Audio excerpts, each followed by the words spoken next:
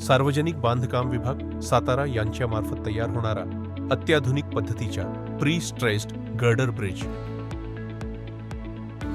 सातारा जिल्ह्यातील कराड शहरातील जुना कोयना पूल पाडून त्या ठिकाणी अत्याधुनिक पद्धतीने नवीन पूल बांधण्याचे प्रस्थापित केले आहे। या कामासाठी महाराष्ट्र राज्याचे बांधकाम मंत्री माननीय नामदार श्री शिवेंद्रराजे भोसले यांचे विशेष सहकार्य लाभले असून व आमदार डॉक्टर श्री अतुल भोसले यांच्या प्रयत्नातून केंद्र सरकार तर्फे येणाऱ्या CRF फंड मधून 50 कोटीची तरतूद करण्यात आली आहे।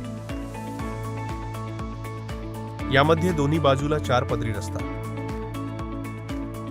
व 240 मीटरच्या प्री स्ट्रेस्ड गर्डर ब्रिज प्रस्थापित करण्यात आलेला आहे। या कामामुळे कराड शहरामध्ये प्रवेश करण्यासाठी नवीन मार्ग उपलब्ध होणार आहे।